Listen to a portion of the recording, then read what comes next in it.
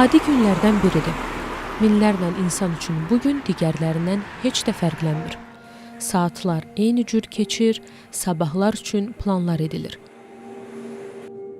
Amma onlardan bəziləri üçün bugün həyatlarının bəlkə də son adi günüdür. Çünki bugün ulduz falına baxıb oxuyublar ki, sabah onlar üçün fərqli bir mərhələ başlayacaq. Yeni bir gün, yeni bir başlanğıc olacaq. Bəziləri üçün isə bugün sonuncu rahat gündür. Sabah əvvəlki günlərdən daha asan olmayacaq. Əslində bürclər bizə bəzən təsəlli verir. Bəzən də düşündüyümüzdən daha yaxın bir həqiqəti xatırladır. Və doğrudan da bəzi insanlar üçün növbəti gün heç də xoş gün olmur. Hətta bəziləri hələ də onlar üçün sonuncu adi gün olduğunu bilmir. Hələ hər şey yerindədir. İş, ailə, gündəlik xırda qayğılar. Bürclərə inananlar oxuyur, maraqlanır, bəzən də qərarlarını ona görə verirlər. Və hətta bəzən ona o qədər inanırlar ki, o ulduz falı olmaqdan çıxıb bizim ən doğru həqiqətimizə çevrilir.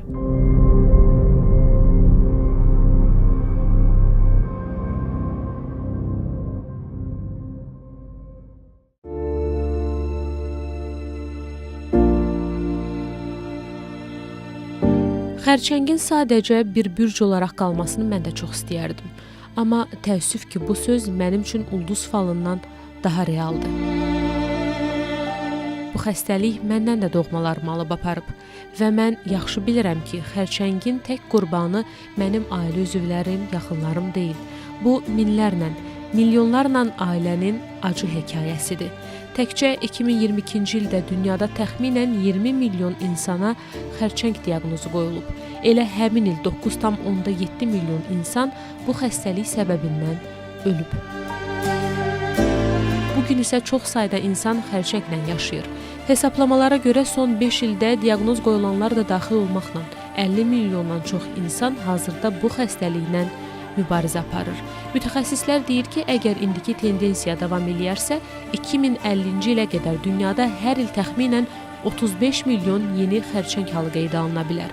Biz Marsda yaşamaq haqqında düşünürük, kosmosda şəhərlər salmaqdan, başqa planetlərdə həyat qurmaqdan danışırıq. İnsan ağlı kainatın sərhədlərini aşmağa çalışır.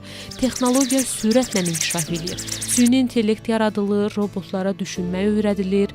Biz işığın belə illərlə yol qət etməsini hesablayır, ulduzların yaranma tarixini araşdırırıq. Amma bütün bu inkişafın fonunda yer üzündə bircə xərçəngə qalib gələ bilmirik. Bəli, texnologiya sürətlə irəliləyir, insan ağlı sərhədləri aşır. Amma hələ də xərçəngin adı gələndə həyəcanlanırıq, diksinirik. Necə deyirlər, qorxunun əcələ faydası yoxdur və tezliklə anlamalıyıq ki, bizi öldürən xərçəng deyil, qorxudur. Gəlin Azərbaycanla bağlı statistik məlumatlara baxaq. Göstəricilərə görə 2021-ci ildə xərçəng xəstələrinin sayı 58.948 olub. 2022-ci ildə bu rəqəm 62.385-ə, 2023-cü ildə 69.435-ə, 2024-cü ildə isə 73.875-ə dək qalxıb. Amma burada bir məsələni də xüsusilə nəzərə almaq vacibdir. Əgər bir neçə il bundan əvvəl 2005-2006-cı illərdə Azərbaycanın əhalisi 6 milyon idisə, bugün 10 milyon 300 minə yaxın əhalimiz var. Və əgər elədirsə, qonşu ölkələrin statistikasına müraciət eləyək, baxaq. Görək, xəstəlik qonşu ölkələrdə çoxdur, yoxsa bizdə çoxdur. Demoqrafik göstəricilərə nəzər salanda, əhalinin sayı artım çox olan yerdə, əlbəttə ki, xəstəliklər də çox olacaq. Bütün xəstəliklərin sayında artım var və o cümlədən də xərçəng xəstəliyində. Gəlin başlanğıca, lap əvvələ qayıdaq. Xəstəlikdən yox, insandan başlayaq. Çünki xərçəng hardansa gələn bir bəla deyil, insan bədəninin öz daxilində yaranan bir dəyişiklikdir. Xərçəng birdən-birə heç bir səbəb olmadan ortaya çıxmır. İnsan bədəni trilyonlarla hüceyrədən ibarətdir və bu hüceyrələr daim yenilənir, bölünür, köhnələri yerini yenilərinə verir. Normal halda bu proses ciddi nəzarət altındadır. Amma bəzən bu nəzarət pozulur. Hüceyrə dəyişir, özünü idarə eləyə bilmir və lazım olandan daha sürətli, daha nizamsız formada çoxalmağa başlayır. Məhz bu nəzarətsiz çoxalmaq xərçəngi yaradır və inkişaf etdirir. Bu inkişafa bir yox, bir çox amil təsir edir. Elə birincisi genetik faktorlar, yəni insanın irsən daşıdığı xüsusiyyətlərdir. Amma hər şey genetika ilə bağlı deyil. İrəlidəki dəqiqələrdə bizi xərçəngə yaxınlaşdıran nələrdir biləcəksiniz. Ən vacib məqam odur ki, xərçəng yoluxucu deyil. Bu xəstəlik insandan insana keçmir, amma illərlə özünü biruzə vermədən inkişaf eləyir. İnsan özünü sağlam hiss eləyir. Gündəlik həyatına davam eləyir, ta ki bədən bir gün xəbərdarlıq eləyənə qədər. Xərçəng də elə məhz bu cəhəti ilə qorxudur. Amma narahat olmayın, bu xəstəlikdən qurtulmaq əlimizdədir. İndi sizə bu xəstəlikdən qurtulmağın və ümumiyyətlə bu xəstəliklə üz-üzə gəlməməyin ən effektiv yolunu göstərəcəyik. Bu onkologiya adı gələndə insanlarda elə bir xof yaradıblar ki, istər-istəməz hamı bir qorxuya düşür. O xəstələrdə tam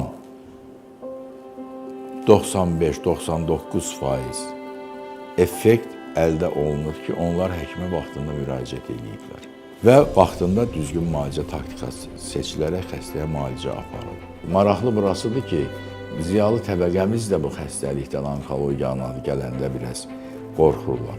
Heç kəs özündə onkoloji xəstəlik var deyə bu fikirlə heç kəs razılaşmır. Burada təşvişə düşməyə ehtiyac yoxdur. Hər şeyin çıxış yolu var. İnanın ki, elə xəstələr gəlirlər ki, 2 ildən sonra o xəstəyə yardım eləmək bir qədər çətindir. 5 ildən sonra o xəstəyə yardım eləmək bir az çətindir. Xəstəmiz var ki, demək 71-ci ildə bir süd vəzini xərçənginə görə radikal mastektomiya əməliyyatı keçirib, yəni süd vəzini təmiz götürüblər. 79-cu ildə də o birisi süd vəzisində xərçəng olub, yəni hər iki süd vəzinin xərçəngi.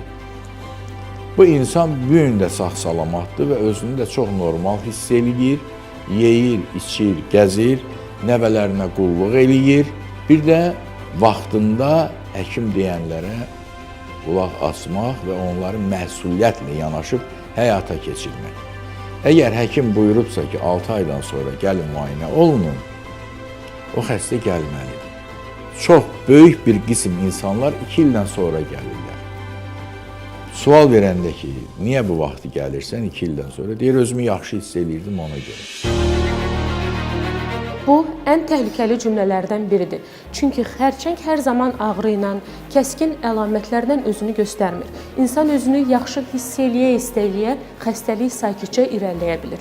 Elə buna görə də xərçənglə mübarizədə əsas məsələ özünü necə hiss etməsi yox, xəstəliyin hansı mərhələdə aşkarlanmasıdır. Bəs aşkarlandıqdan sonra uğur əldə etməyin yolu nədir? Bunu da deyəcəyik əlbəttə. Amma tək deməklə kifayətlənməyəcəyik. Həm də göstərəcəyik. Xərçəngin müalicəsi dəqiq diaqnozdan, xəstəliyin növündən, yayılma dərəcəsindən və xəstənin ümumi vəziyyətindən asılı olaraq seçilən kompleks bir yanaşmadır. Vaxtında müraciət edən xəstə üçün müalicə seçimləri daha çox, nəticələr isə daha ümidverici olur. Və bugün onkologiya təkcə cərrahiyyə ilə, kəsib atmaqla məhdudlaşmır. Çünki eyni diaqnoz, eyni müalicə demək deyil. Hər xəstə üçün yol fərqlidir. Bugün o yollardan danışacağıq. Xərçəng ağrı vermədən irəlilədiyindən müayinələrə ehtiyac var. Bu səssizlik daha çox qadınların süd vəzlərində olur. Elə qadınlarda ən çox yayılan xərçəng də süd vəzi xərçəngidir. Dünya üzrə yeni diaqnozların təxminən 11,6% bu xəstəliyə aiddir. Buna imkan verməməyin bir yolu var və o da mammoqrafiyadır. Bu müayinə üsulu isə süd vəzisində hələ hiss olunmayan dəyişiklikləri erkən mərhələdə göstərən ən vacib yoxlama üsuludur. Mammoqrafik müayinə bilirik ki, bütün dünyada profilaktik olaraq 40 yaşından başlayaraq bütün xanımlara icra edilməlidir. Xanımlar ildə bir dəfə mammoqrafik müayinədən keçməlidirlər. Əgər xanımlarda risk faktorları varsa, qeyd olunursa, bu zaman onlar 35 yaşından başlayaraq tomosintez müayinəsidir. Bu da mammoqrafik müayinənin daha mükəmməl görüntülənmə metodudur və bir də ki, 35 yaşından aşağı altda olan xanımlar ildə bir dəfə ultrasəs müayinəsi keçməlidirlər. Əgər xanımlarda ailə riski yüksəkdirsə, o zaman onlar artıq 25 yaşından başlayaraq ildə bir dəfə kontrast MRT müayinəsindən və ultrasəs müayinəsindən keçməlidirlər. Bizim mərkəzimizdə də 2000-ci ildən artıq biz tomosintez müayinəsi edirik xəstələrə. Bu adi mammoqrafik müayinədən 3D mammoqrafik tomosintez müayinəsi nə ilə fərqlənir? Bu xanımların süd vəzi qalınlığından asılı olaraq 1 mm kəsiklərlə biz onların süd vəzlərinin görüntüsünü, skallarını alırıq və bunların sonradan 3D görüntüsünü incələyirik. Bu zaman adi mammoqrafik müayinədən fərqli olaraq üst-üstə düşmə effekti aradan götürülür. Qeyd etmək lazımdır və çox kiçik olan düyünlü törəmələrin, yəni distorsiya sahələrinin adi 2D mammoqrafiyası zamanı aşkar edə bilmədiyimiz lezyonları çox asanlıqla təyin edirik. Sizə təqdim etmək istədiyim bir xəstə 6 ay bundan öncə klinikalardan birində ultrasəs müayinəsi keçmiş. Xəstədə bu zaman yalnız bir balaca qızartı və ağrı olmuşdu süd vəzində. Aparılan müayinə zamanı bizim xəstəmizə yalnız süd vəzinin mastit diaqnozu qoyulmuşdur ultrasəs və bunun da əsasında mammoloq tərəfindən həmən klinikada xəstəyə iltihab əleyhinə müalicə başlanmışdır. Artıq üzərindən 6 ay keçəndən sonra xəstə yenidən həmən ağrılarla yeriyələr nahiyədə dərinin qalınlaşmasından şikayət etmişdir və aparılan müayinə zamanı artıq bütün demək olar ki, böyük bir segmenti əhatə edən qeyri-dəqiq kontulu bərkimə sahədə aşkar edilmiş və eyni zamanda da aparılmış müayinə zamanı qoltuqaltı nahiyədə patoloji dəyişilmiş şübhəsi olan limfa düyünü də təyin olunmuşdur. Bu da onu bir daha göstərir ki, əgər xəstənin 42 yaşı vardı bu xanımın, əgər bu xəstə vaxtında düzgün müayinə metodundan başlasaydı, yəni protokola görə ilk müayinəsi ultrasəs olsaydı, biz artıq bu koordinatlara görə o xanıma vaxtında düzgün diaqnoz qoyardıq və bu qədər də xəstə gecikməzdi və artıq bu ikincili dəyişikliklərə də rast gəlməzdik. Erkən diaqnozdan danışmışkən hər şeyin dəqiq olması çox vacibdir. Şiş var, dərhal müalicəyə başlayaq deyib standart üsullara keçmək olmaz. Həkimin xərçəng sözünü işlətməsi çox böyük məsuliyyətdir. Bu ifadəni ancaq laboratoloji analizin cavabı ilə demək olar. O analiz ki, bunun sayəsində hətta həmin şişin hansı nəslə aid olmasını da dəqiq demək mümkündür. Xəstəliyin ən son diaqnozunu patositoloji təsdiq verir. Həkimlər tərəfindən materiallar təhlil olunur. Məsələn, şiş nə boydaydı, hardaydı və müəyyən yerlərindən parçalar götürülür müayinələr üçün. O parçalar kasetlərə qoyulur. Bu xüsusi cihazlardır. Məsələn, soyuq masadır, isti masadır, mikrotondur. Şüşələrin üstündə nömrələr yazılan cihazdır. Hər bir xəstəyə unikal bir nömrə verilir. O nömrələr parafin blokların üstündə, şüşələrin üstündə əks olunur. Bu da burada nömrələr yazılır. Hər bir xəstəyə aid olan öz nömrəsi var. Bu cihazlarda təqib aparılır. O alınan parçalar xüsusi reaktivlərdən keçirlər. Şüşənin hazırlanması 60-a yaxın mərhələlərdən keçir. Boyanılmış şüşələr bu cihazlarla örtülür. Bu hala gətirilir. Bu vəziyyətdə şüşələr artıq illərlə qala bilirlər. Yəni bunlar nə cızılır, nə xarab olur. Və bu şüşələr artıq gedir həkimlərin stoluna. Həkimlər artıq mikroskopda müayinə edib baxırlar. Bu da sitoloji, yəni bizə mayelər də gəlir. Mayelər, onlar da xüsusi aparatda boyanılır. Bu aparat da avtomatik boyayır. Boyalar olmayanda mikroskopda görmək olmur, amma boyayanlar artıq mikroskopda görsənə bilir. Bəzi hallarda adi boyada, məsələn, proses xoşdurmu, bəddimi seçmək olmur. Bu hallarda biz xüsusi boyalarla, əlavə boyalarla emulsiya kimyəvi başqa yöntəmlə onu yoxlaya bilirik. Və deyə bilir, məsələn, şiş xoşdurmu, bəddimi, bəddirsə aktivdir, aqressivdir, hansı toxumalardan əmələ gəlibdir. Bunların hamısı xəstənin sonraki müalicəsində önəmlidir.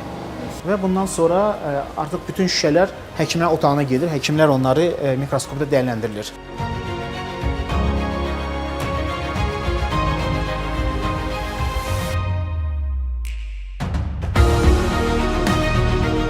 Və bütün o şüşələr, parafin bloklar arxivdə saxlanılır. Xüsusi şəraitdə illərlə qalırlar. Lazım olanda yenidən bunları yoxlamaq olur.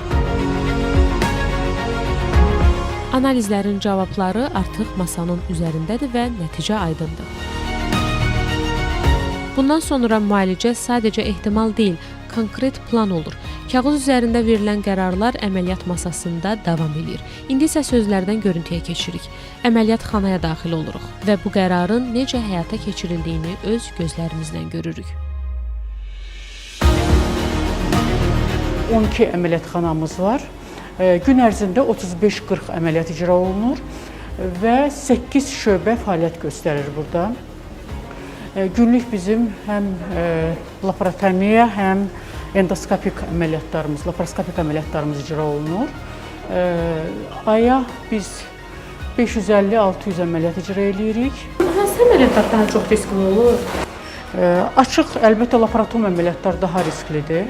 Ginekoloji, abdominal, koloproktologiya, urologiya əməliyyatları, hansı xəstələr ki, bir qədər gecikmiş mərhələdə müraciət edirlər, 3-4-cü mərhələdə, əlbəttə, əməliyyatda bu zaman kompleks əməliyyatlar da ola bilər. Məsələn, ginekologiya əməliyyatında bugün koloproktoloqlar da dəvət olunmuşdur, çünki bağırsağa invaziya var idi, şiş.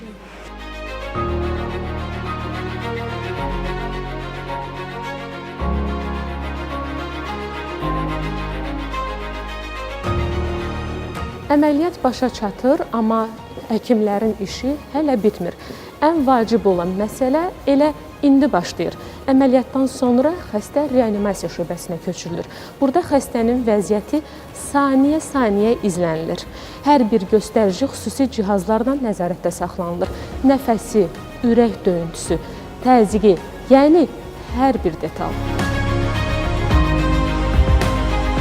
Milli Onkologiya Mərkəzinin reanimasiya şöbəsi 20 çarpayıdan ibarətdir. Gün ərzində əksərən sutka ərzində 15-20 xəstə qəbul etmək imkanımız var. Xəstə kontingentimiz cərrahi əməliyyatdan sonraki xəstələrdir. Adətən həmçinin kimyoterapiyadan və şüa terapiyasından sonra ağırlaşmalar baş verdikdə də reanimasiya şöbəsinə köçürülür və müalicə olunur xəstələrimiz. Həmçinin şöbəmizdə xəstələr müayinə üçün digital rentgen aparatı var, ağciyərin rentgenqrafiyası üçün və xəstə başında müayinə olunması üçün ultrasəs müayinəsi mövcuddur.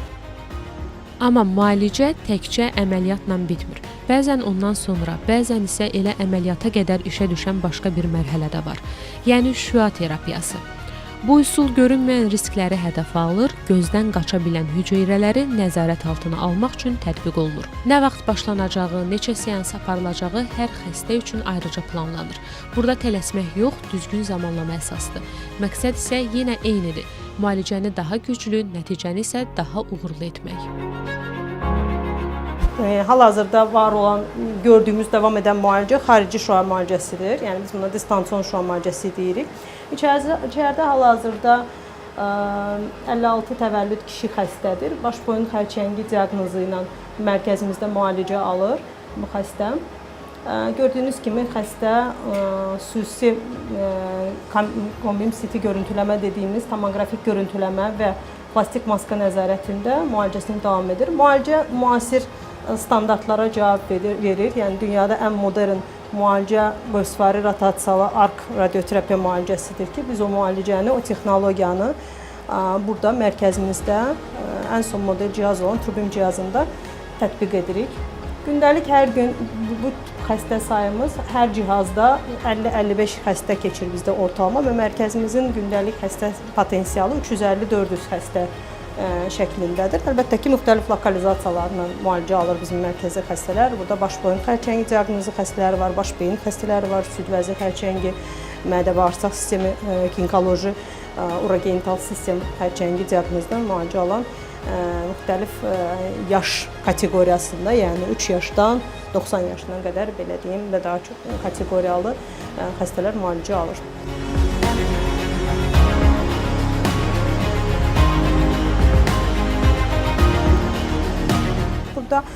8 xətli sürətləndirici var.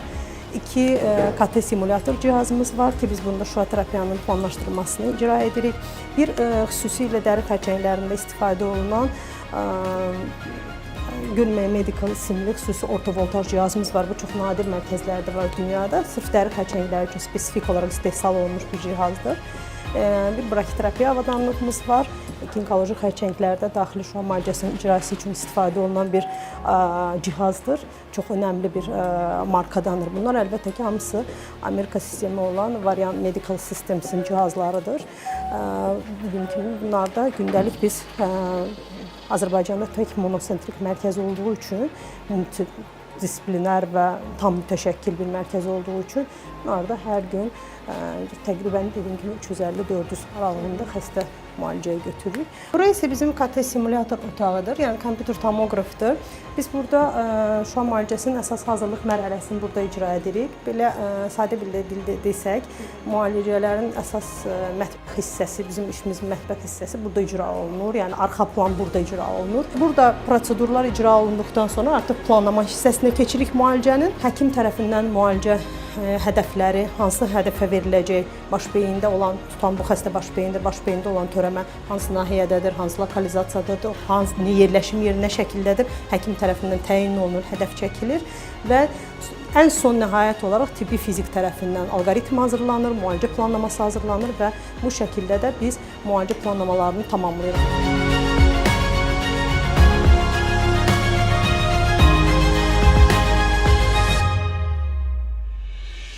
Hər seans, hər addım dəqiq planlanır və tibbi heyət tərəfindən diqqətlə izlənilir.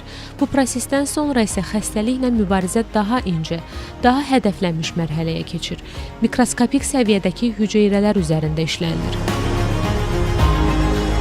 Hal-hazırda biz radionukleid diaqnostika şöbəsindəyik və bir şey qeyd eləmək istəyirəm ki, Azərbaycanda yeganə şöbədir.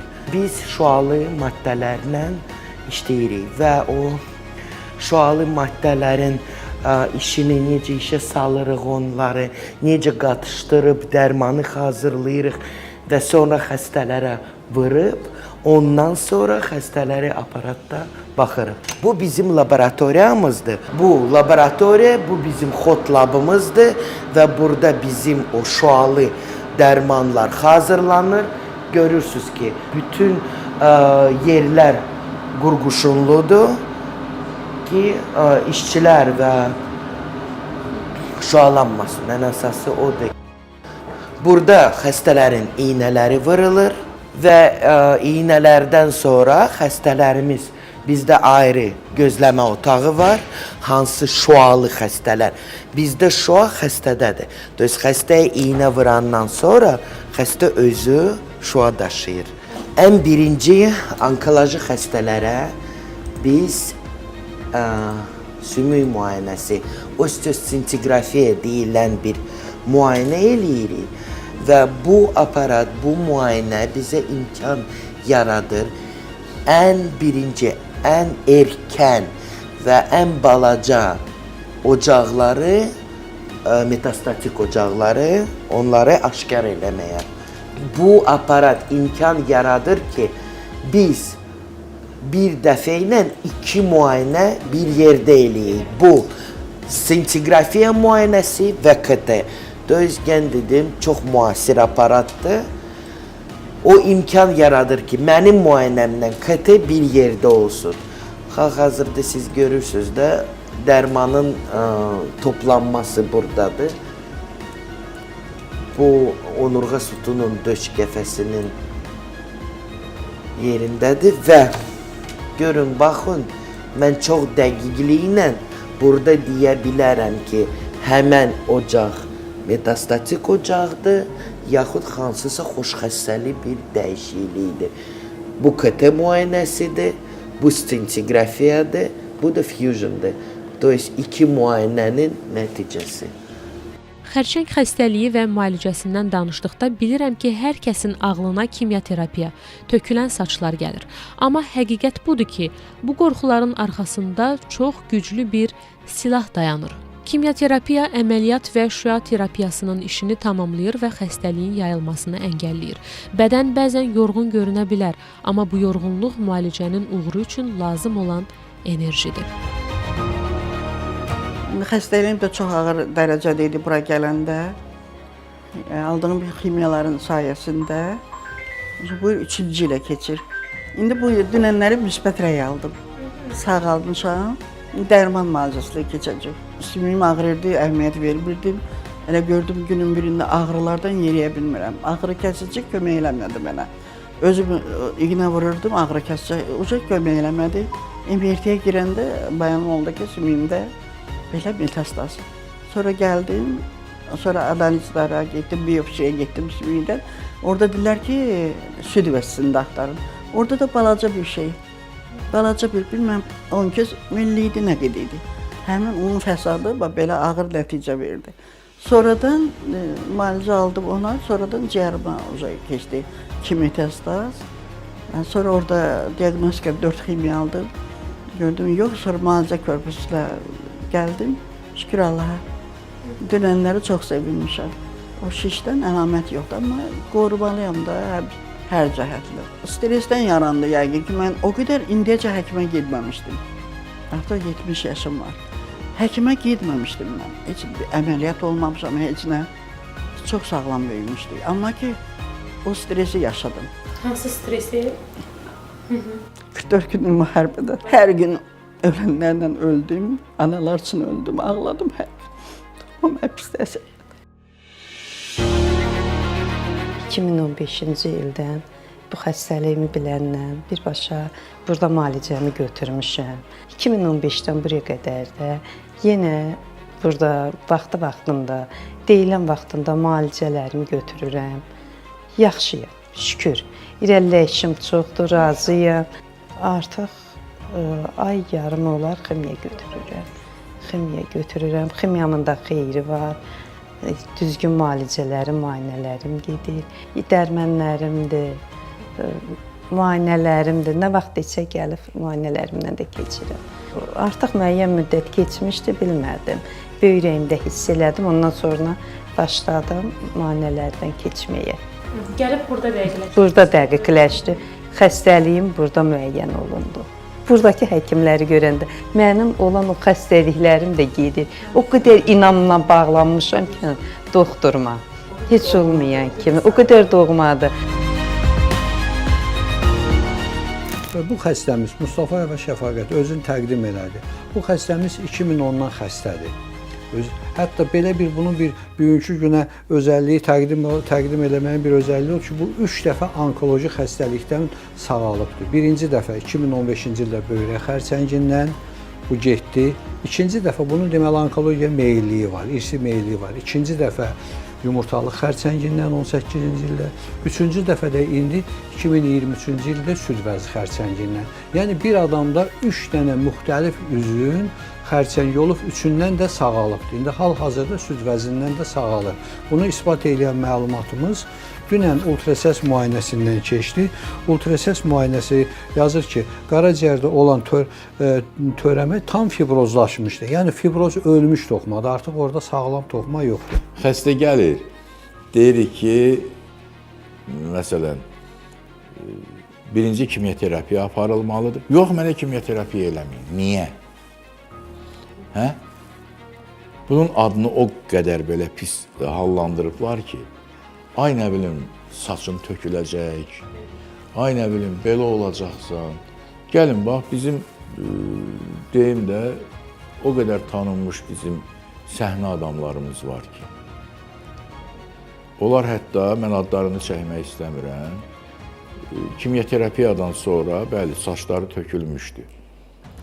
Artıq bir 20 ilə yaxındır ki, həmən insanların elə saçları gəlib ki, heç əvvəlki vaxtda bunların belə saçı olmuyor. Gedişat budur. Burada biz neyniyə bilərik axı? Axı bunun köməyi budur. O da müvəqqətidir.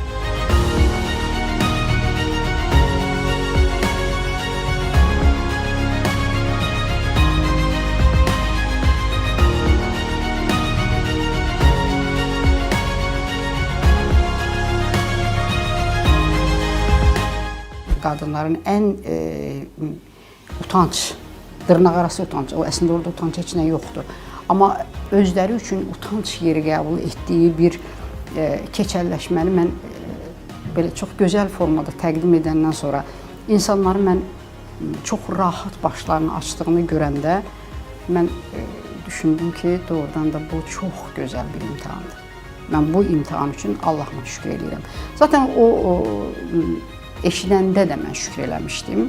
Mən bunu həmişə deyirəm, hər yerdə deyirəm. Hər bir qapını hansısa bir dərd döyür. Mütləqdir bu. Elə bir qapı yoxdur ki, o qapını hansısa bir dərd döyməsin. Bu xəstəliklə qarşı-qarşıya gələndə elə bir tərəfdən beynimdə oydu ki, insanlarda bu xəstəliyə qarşı bir inam hissi yaratmaq, bunun sağalacağını bir güman hissi yaratmaq və az-çox nail oldum. İnsanları o mərəz deyimdə belə bundan qorxmamağa çağırmaq üçün özümü bir imtahan kimi qoydum ortalığa və Allah da kömək oldu, o imtahandan əla qiymət aldım. Çox insanlar o ərəfədə mənə də Türkiyə çarələr göndərirdilər. Bunu edin, onu edin və çoxu deyirdi ki, gedin başqa yerdə müalicə götürün, belədir, elədir. Amma mən təsirli insanam, mən nəyin nə olduğunu gözəl bilirəm və bilirəm ki, dünya üzrə qəbul olunmuş bir protokol var. Bu Amerikada da, İsraildə də, Almaniyada da, Azərbaycanda da tətbiq olunur. Mən ona görə bütövlükdə protokola tabi oldum. Bütövlükdə. Nə dedilər onu etdi. Təbii ki, mən həkimlərimə borcluyam və bu günlərim mən bəlkə də onların şahesəriyəm. Düzdür, çox insanlar sağalıb və sadəcə onların üzdə olan mənəm deyə deyirəm ki, mən onların şahesəriyəm. Çünki hətta mənim öz həkimim belə danışanda demişdi ki, sənin ölüm faizin daha çox idi. 18-ci ildən bu günə qədər kifayət qədər vaxt, 8 il. Amma mübarizəni apardım 2 il. 2 il sonra 5 il daha təhlükəli dövr idi, o 5 il atlatmaq lazım idi. Amma indi də. Yəni bu elə bir xəstəlikdir ki, artıq sən bildin ki, sənin bədənin hər an bu xəstəliyə düçar ola bilər. Deməli, sən hər an özünü qorumalısan. Xərçəngi erkən aşkar etmək, şişin yayılıb-yayılmadığını görmək, müalicənin təsir edib-etmədiyini yoxlamaq üçün digər mərhələlərdən biri də nüvə təbabəti ilə aparılır. Bu üsulu tətbiq etmək üçün Milli Onkologiya Mərkəzinin tərkibində ayrıca bir mərkəz, nüvə təbabəti mərkəzi fəaliyyət göstərir. Bu, ona görə nüvə təbabəti adlanır ki, burada xəstəlikləri yoxlamaq üçün nüvənin, yəni atomun xüsusiyyətlərindən istifadə olunur. Qısası mərkəzin işi bundan ibarətdir. Xəstəyə çox kiçik miqdarda radioaktiv maddə verilir. Bu maddə bədəndə şüşə olan yerə gedir. Həmin maddə zəif şüa yayır, xüsusi aparat o şüanı tutur və görüntü yaradır. Bu müəssisə 2 şöbədən ibarətdir əsasən. Klinik şöbə, onkoloji xəstəliklərin müayinəsi şöbəsidir. Əlavə olaraq da bu müəssisədə qısa yarım parçalanma müddətinə sahib olan radioaktiv dərman vasitələrinin istehsalı müəssisəsidir. Səhər-səhər tezdən dərman vasitələri istehsal olunur. Daha sonra onların keyfiyyətinin nəzarət olunandan sonra xəstələr müəssisəyə gəlir və xəstələrə anamnez alınandan sonra xüsusi təyinatlı otaqlara keçirilir və xüsusi təyinatlı otaqlarda xəstələr 1 saat kimi istirahət edirlər. 1 saat həmin müddətdə damardan o hazır olan dərman vasitələri vurulur. 1 saat istirahət edir xəstə. Daha sonra isə müvafiq müayinə üçün hazır hala gəlirlər. Müayinənin də müddəti xəstənin diaqnozuna görə dəyişir və xəstənin təbii ki, çəkisinə və boyun uzunluğuna görə müvafiq olaraq dəyişir. Burası isə ölkəmizdə hələlik yeganə olan, yəni yalnız Səhiyyə Nazirliyi Milli Onkologiya Mərkəzində mövcud olan pozitron emissiya tomoqrafiya cihazıdır. Bu cihaz az öncə bəhs etdiyim kimi onkoloji, kardioloji, nevroloji və endokrinoloji xəstəliklərin molekulyar səviyyədə diaqnostikası üçün istifadə olunur. Bütün orqanlar müayinə olunur və ona müvafiq qərarlar verilir. Müayinə bitəndən sonra görüntülər xüsusi kompüterə göndərilir və orada xəstələrin görüntüləri analiz olunur. istehsal olunan dərman vasitələrinin xəstələrə uyğunluğunu yoxlanılması üçün burada keyfiyyətə nəzarət laboratoriyamız mövcuddur. Bütün istehsal olunan dərmanlar fərqli bioloji, radiokimyəvi və mikrobioloji testlərdən keçəndən sonra xəstələrə uyğun vəziyyətə gətirilir və onlar xəstələrə damardan inyeksiya olunub, müvafiq xəstələrin müayinəsi icra olunur.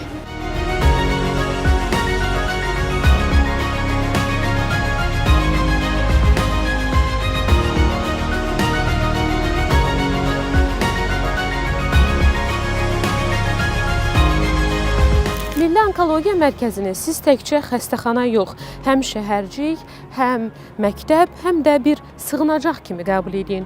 Çünki burada hər şey vahid bir sistem təşkil eləyir. Bütün korpuslar var. Müalicə, diaqnostika, cərrahiyyə. Əslində qələbənin səbəbi də budur.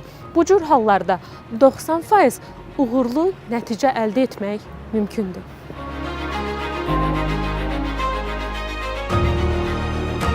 Allah rəhmət eləsin, bizim ümumi liderimiz Heydər Əliyev hələ 82-ci ildə Moskvaya vəzifəyə getməmişdən əvvəl Moskvadakı onkoloji mərkəz kimi elə bir mərkəzin tikintisini burada başlamışdı.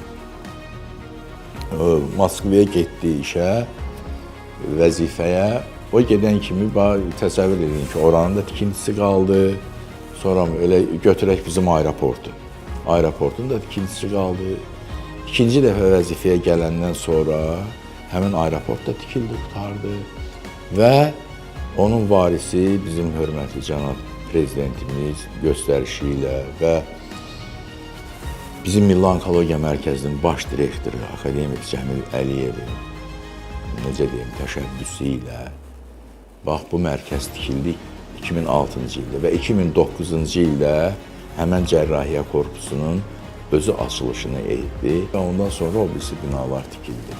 O gələn qonaqların çox böyük bir qismi nəzərdə tuturam həkimləri. Gəlirlər, buranı ziyarət edirlər, baxırlar, görürlər və özləri deyirlər ki, biz təsəvvür eləməzdik ki, Azərbaycanda belə bir böyük mərkəz var. Yəni, bunu xarici bəyənir. Xarici bəyənir. Ancaq bizimki biraz nə bilim valla tərəddüd eləyir. Tək müalicə yox. Bura həm də bir elm məbədidir. Elm. Burada elə bir işlər aparılır ki, dünyada bu işlər aparılmır. Məsələn, adi bir misal göstərim. Bu mənim başımın üstündəki, bunu fəxrlə özüm böyüdüb bura vurmuşam. Bu 1963-cü ildən 2019-cu il dünya ədəbiyyatında onkoloji markör 15-3 ilə vitamin D-nin süd vəzi xəstələrində olan korrelyasiyasını öyrəndik. Vitamin D 0-dan 100-ədir. Heç bir xəstə baxsız 50-dən yuxarı vitamin D yoxdur. Yəni bunlarda dolayısıyla isə 50-dən yuxarı vitamin D olsa süd vəzi xərçəngi bəlkə də olmazdı. Vitamin D orqanizmdə bir növ immunitetə cavabdehdir. Bütün xəstəliklərin səbəbi də immun çatışmamazlıqdır. Misal, bədəndə hər gün, hər bir insanda təxminən 10 mindən 100 minə qədər mutasiya baş verir. Yəni, şiş hüceyrəsi əmələ gəlir. Amma bədənin immuniteti, enkilərlər deyilir, T limfositlər deyilir, qoymur ki, onlar inkişaf eləsin, artsın, onları məhv edir. Nə vaxt ki, immunitet zəifləyir, yəni, misal, vitamin D olmur bədəndə, ya bir başqa bir elementlər olmur, hansı ki, immunitetə cavabdahdır, immunitet düşür aşağı və əmələ gələn onun mutasiya olan, yəni əmələ gələn hər hansı bir səbəbdən şiş hüceyrələri onlar artır. İnsanın genetik cəhətdən, onun bütün məlumatları isbat edir ki, hər bir insan 120 il yaşaya bilər. Amma bir şərtlə o sağlam həyat tərzinə dediyimə, sağlam qidalanmaq, fiziki aktivlik, normal yuxu, stres, siqaretdən qaçmaq, alkoqoldan qaçmaq, narkotiklərdən qaçmaq və bunlara əməl eləsə, bir də vaxtaşırı müayinələrə getməlidir. Milli Onkologiya Mərkəzi də Azərbaycanın uğurudur. Çünki ixtisaslaşmış xəstəxana təkcə öz vətəndaşlarımızı deyil, həm də qonşu respublikaların vətəndaşlarını da müalicə və müayinə etmək gücündədir. Elə bizim ölkəmizdə olan o xarici vətəndaşlar özləri bizə müraciət edir. İndi bu pandemiya ilə əlaqəli hansı ki sərhədlər biraz bağlanıb, məsələn, qonşu ölkələrdən bizə, İranın özündən bizə müalicəyə gələnlər var idi. Rusiyanın bizə yaxın olan şəhərlərindən həm cərrahi əməliyyata, həm şua müalicəsinə, həm kimyoterapiya müalicəsi üçün müraciət edənlər var idi. Orta Asiyadan bizə müraciət edən xəstələrimiz çox idi. Hətta mən onu da deyim sizə ki, demək bizim şua avadanlıqları dünyada ən belə qabaqcıl tibbi texnologiyalar şirkəti olan Amerikanın Varian şirkətinin avadanlıqlarıdır. Əvvəlki, keçmiş bizim şua terapiyasında apardığımız o aparatlarla yerlə göy qədər müqayisə edildikdə, demək burada üstünlük daha çoxdur bu aparatlarda. Özdə bunlar istifadəsində bir xəstənin şua terapiyası müalicəsini almaqdan ötürü əsasən burada fiziklərin rolunu qeyd etməmək mümkün deyil. Yəni burada bir komanda şəklində bir xəstənin müalicəsi üçün həmən adlarını qeyd elədiyi mütəxəssislərin gücündən istifadə olunur. Məsələn, Orta Asiyadan mütəxəssislər, Asiya ölkələrində mütəxəssislər ta bizim üstümüzdən keçib Avropa ölkələrinə getmirlər. Onlar təkmilləşdirmə hazırlıq kurslarından ötəri bizə müraciət edirlər. Yəni bu özü də bir, necə deyim, ən böyük nailiyyətdir. Bu tək bir ölkənin deyil, bütün dünyanın problemidir. Bugün istər Türkiyə, istər Azərbaycan, istərsə də Avropa və digər ölkələrdə xərçənglə mübarizə eyni elmi prinsiplərə əsaslanır. Müasir tibbdə tətbiq olunan müalicə üsulları beynəlxalq protokollar və elmi araşdırmalar əsasında həyata keçirilir. Həkimlər dünyanın müxtəlif ölkələrində eyni diaqnostik metodlardan istifadə edir. Xəstələr isə oxşar müalicə mərhələlərindən keçirlər. Bu da göstərir ki, xərçənglə mübarizə milli sərhədləri aşan qlobal həmrəylik və ortaq tibbi yanaşma tələb edən bir məsələdir. Bir kişi kanser tanısı aldığı zaman hemen umutsuzluğa kapılmamalı. Çünkü artık kanserde o kadar güzel tedaviler ve o kadar güncel yaklaşımlar var ki bizler çoğu zaman bu hastalıkların üstesinden gelebiliyoruz. Bu tanıyı aldığınızda lütfen umudunuzu kaybetmeyin. Hep şunu düşünelim, yapılabilecek ne varsa en üstünü yapmayı düşünelim. Siz farkında oldukça hastalık erken tanınıyor ve bizler erken tanıyabildikçe de hastalıkları tamamen tedavi edebiliyoruz. Hastaların az evvel de söylediğim gibi reaksiyonu, tedaviye olan yanıtı, her ilaca karşı gösterdiği tepkileri de farklılık göstermekte ve birebir hastayı yakın takip ediyor olmak bence en önemli başarımızı oluşturan faktörlerden bir tanesi.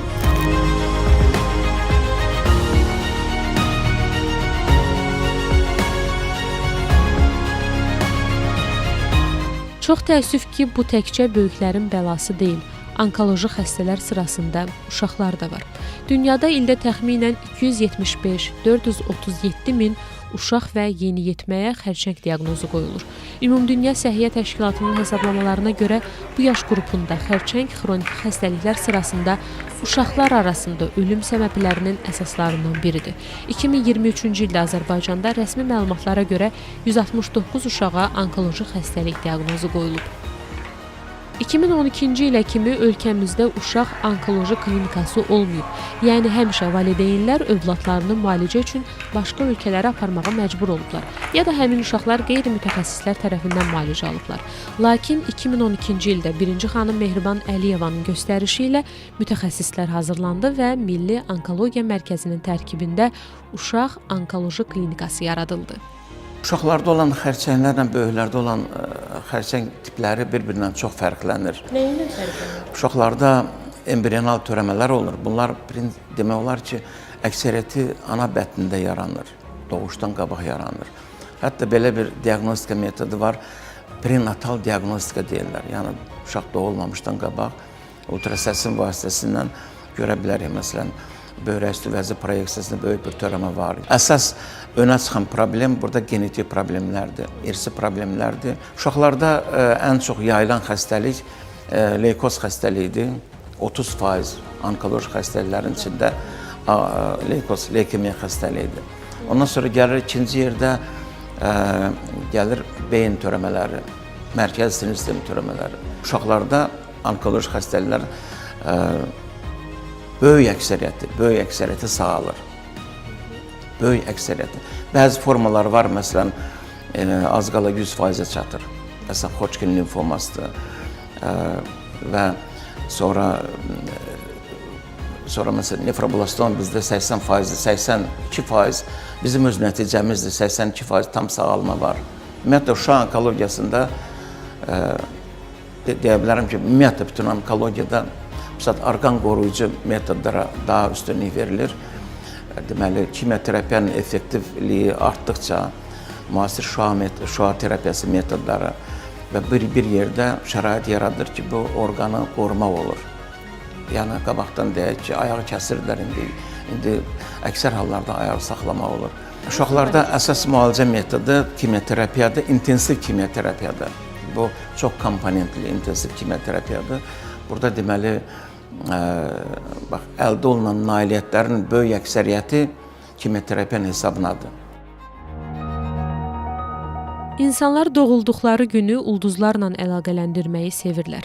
Kimisi tərəzi bürcündə doğulduğunu fəxrlə deyir, kimisi oğlaq, kimisi şir olduğunu vurğulayır. Bürclər bəzən xarakterimizi izah eləmək üçün bir vasitəyə çevrilir. Hətta həyatımızdakı uğurları və çətinlikləri belə göy cisimlərinin hərəkəti ilə bağlayanlar olur. Amma həyat ulduz xəritəsinə uyğun irəliləmir.